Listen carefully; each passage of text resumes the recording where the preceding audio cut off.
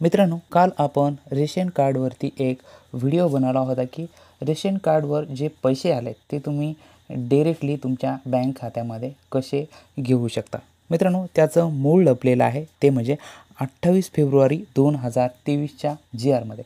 मित्रांनो, आपण GR वाचत नसतो, परंतु हा खूप दिवसापूर्वीचा GR आहे आणि हा GR तुमच्या समोर मी आणलेला आहे। आपण हवेमध्ये गोळ्या मारत नाही की ऑथेंटिक माहिती आपल्या सबस्क्रायबरला नेहमी देत असतो। मित्रांनो, त्यामुळे तुम्ही माझ्या चॅनलला प्लीज नक्की सबस्क्राइब करा, कारण अशाच महत्त्वपूर्ण मी व्हिडिओ तुमच्यासाठी आणत असतो।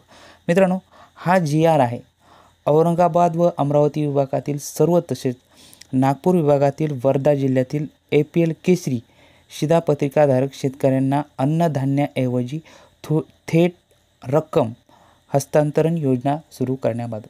मित्रांनो, तुम्हाला माहीतच आहे, एक केंद्र शासन आणि एक राज्य शासन। केंद्र शासन आपल्याला फ्रीमध्ये सध्या रेशन देत आहे, परंतु राज्य शासनाने ही जी रेशनची व्यवस्था आहे, रेशन बंद केलेलं आहे। गहू आणि तांदूळ त्यांनी पूर्णतः बंद करून टाकलेले आहेत। त्याऐवजी आपल्याला त्यांनी एक GR काढून फक्त पैसे देणार आहेत। पैसे किती देणार आहेत तर त्यांनी प्रस्तावनेमध्ये सांगितलेले आहे की 2 रुपये किलो गहू, 3 रुपये किलो, अशा प्रकारची भरपूर मोठी प्रस्तावना आहे। आपण हे वाचत बसायचे नाही। फक्त तुम्हाला उघड सांगतो की प्रत्येक व्यक्तीला 5 किलो धान्य होतं, तर आता इथं प्रत्येक व्यक्तीला तुमच्या फॅमिलीमध्ये किती असो, प्रत्येक व्यक्तीला महिन्याला 150 रुपये मिळणार आहेत। जर तुमच्याकडे समजा फॅमिलीमध्ये 4 मेंबर असतील तर तुम्हाला महिन्याला 600 रुपये मिळतील राज्य शासनातर्फे। आणि केंद्र शासनाचं तर राशन तुम्हाला ऑलरेडी मिळतच आहे। आणि हे कोणासाठी तर लक्षात घ्या, हे फक्त आहे 14 जिल्ह्यांसाठी, जे की आत्महत्याग्रस्त जिल्हे म्हणून ओळखले जातात। ते जिल्हे कोणकोणते? औरंगाबाद, जालना, नांदेड, बीड, उस्मानाबाद, परभणी, लातूर, हिंगोली, अमरावती, वाशिम, अकोला, बुलढाणा, यवतमाळ व वर्धा, अशा 14 जिल्ह्यांसाठी ही स्कीम लागू आहे। अदर जिल्हे तपासून घ्याल तर तुमच्या खात्यामध्ये तुम्हाला पैसे, म्हणजे तुमच्या रेशन कार्डवरती पैसे तुम्हाला या ठिकाणी मिळणार नाही। या 14 महाराष्ट्रातल्या या 14 जिल्ह्यामध्ये जे रेशन कार्ड आहे, त्या रेशन कार्डवरच्या वरी राज्य शासनाने पैसे जमा केलेले आहेत। मित्रांनो, यानंतर येते ते म्हणजे काय, याची एक स्टँडर्ड ऑपरेटिंग प्रोसिजर आहे। म्हणजे SOP म्हणजे एक विशिष्ट प्रोसिजरनेच केल्यानंतर तुम्हाला या ठिकाणी पैसे मिळतात। या ठिकाणी कोणतीही DBTचा लाभ आहे ते डायरेक्टली तुम्हाला शासन या ठिकाणी टाकत नसतं, तर त्याची तुम्हाला पहिले नोंद करणं आवश्यक आहे।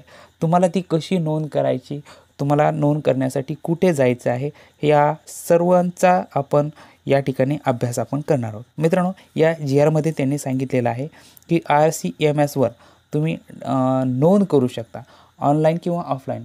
ऑनलाईन करायचं जर असेल तर मित्रांनो, आपण याच्या पुढचे नेक्स्ट व्हिडिओ आहे त्यामध्ये ऑनलाईन तुम्ही कशा पद्धतीने तुम्हाला ऑनलाईन जे कार्यप्रणाली आहे ती कार्यप्रणाली कशा पद्धतीने करायची हे मी तुम्हाला सांगणार आहे। आणि ऑफलाईन करण्यासाठी मित्रांनो, तुमचं जे तहसील कार्यालय आहे त्या ठिकाणी अन्न पुरवठा विभाग असतो, या ठिकाणी डाटा एंट्री ऑपरेटर असतात, यांच्याकडून ही तुमची जी माहिती आहे फॉर्म ऑफलाईन मागवला जाईल, ऑफलाईन भरून घेतला जाईल आणि ते त्यांच्याकडे पूर्ण नोंदणी करून महिन्याला यादी प्रकाशित केली जाईल। पहिल्यांदा तुमची KYC करणं गरजेचं आहे। का KYC करतात तर मयत व्यक्ती किती आहेत, नवीन व्यक्तींची किती नावे लागली आहेत, याप्रमाणे तुम्हाला पैसे देणं महत्त्वाचं असतं। त्यामुळे प्रत्येकाचं आधार कार्ड, त्याचा मोबाईल नंबर, आधारला मोबाईल नंबर लिंक असणं हा सगळ्यात महत्त्वाची गोष्ट आहे। आणि यामध्ये होतं आहे असं की महिलांच्या नावे हे पैसे पडणार आहेत, त्यामुळे महिलांचं खातं असणं सगळ्यात महत्त्वाचं आहे। रेशन कार्ड धारक समजा एखादा व्यक्ती आहे, त्याच्या नावानं रेशन कार्ड असेल तर त्याच्या पत्नीच्या नावे हे पैसे पडणार आहेत। हे शासनाच्या मनावर आहे, आपल्याला त्याच्याशी काही देणं घेणं नाही। मित्रांनो, एक लक्षात घ्या, या ठिकाणी ज्या लाडक्या बहिणीचे जे लोकांनी खाते उघडलेले आहेत त्याचा खूप या ठिकाणी आपल्याला फायदा होणार आहे, म्हणजे पळापळी कमी होईल। आणि आपण आता एकच काम करायचं आहे की ऑनलाईन किंवा ऑफलाईन ज्याही वेळेस फॉर्म चालू होतील त्यावेळेस तुम्ही फॉर्म फिलअप करायचा आहे तुमच्या ज्या तहसील कार्यालयात। ऑफलाईन आणि ऑनलाईन करण्यासाठी माझ्या चॅनलला सबस्क्राईब करा, कारण यापुढे तुम्हाला नेक्स्ट व्हिडिओमध्ये मी सांगणार आहे की ऑनलाईन तुम्ही कशा पद्धतीने जे तुमची नोंद आहे ती नोंद करू शकता। मित्रांनो, यामध्ये ऑफलाईन पद्धतीने त्यांनी फॉर्मसुद्धा दिला आहे की कशा पद्धतीने तुम्हाला फॉर्म भरायचा आहे। मित्रांनो, या ठिकाणी बघा पैसे मिळत असताना 150 रुपये महिना सध्या आहे, परंतु जशी जशी महागाई वाढेल त्याप्रमाणे तुमचे पैसेसुद्धा वाढतील. शासनाचे पैसे जास्त वाढत नसतात, 10-20 रुपये प्रति व्यक्तीप्रमाणे वाढू शकतात. आणि जे पैसे आहेत त्या पैशांचा अपव्यय होऊ नये यामुळेच की काय महिलांच्या खात्यामध्ये या ठिकाणी पैसे जमा करण्यात आलेले आहेत. मित्रांनो, लक्षात घ्या, या ठिकाणी जे भरपूर मोठा GR आहे, हा आपण GR वाचायचा नाही.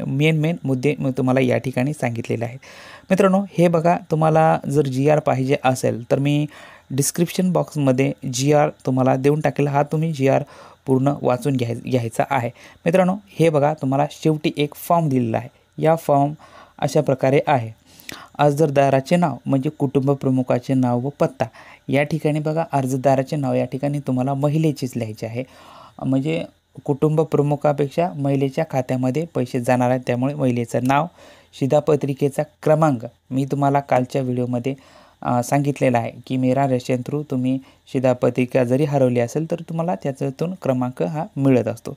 या ठिकाणी बँकेचे नाव, शाखा, खाते क्रमांक, खात्याचा प्रकार, IFSC कोड अशी पूर्ण माहिती लिहायची आहे. आणि जे काही डॉक्युमेंट्स आहे, शिधापत्रिकेच्या पहिल्या आणि शेवटच्या पानाची छायांकित प्रत, जर तुमच्याकडे शिधापत्रिका नसेल तर तुम्ही डाउनलोड करून त्याची जे पाठीमागचा पुढचा भाग आहे तो तुम्ही झेरॉक्स करून घेऊन या ठिकाणी देऊ शकता.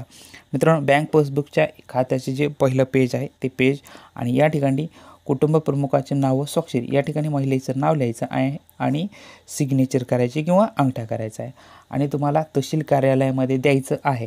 आणि जर तुम्हाला तहसील कार्यालयामध्ये द्यायचं नसेल तर आपण ऑनलाईन प्रोसिजर करणार आहोत. या ऑनलाईन प्रोसिजरने तुम्हाला जायचं आहे, म्हणजे पळापळी होणार नाही. मित्रांनो, असा हा आजचा आपल्या चांगल्या प्रकारचा व्हिडिओ होता. तुम्हाला आवडला तर लाईक करा, शेअर करा आणि माझ्या चॅनलला नक्कीच सबस्क्राईब करा. कारण येणाऱ्या व्हिडिओमध्ये तुम्हाला अशाच प्रकारे एकदम ऑथेंटिक आणि चांगल्या प्रकारची माहिती मी देत असतो. आजच्या व्हिडिओसाठी एवढंच. धन्यवाद.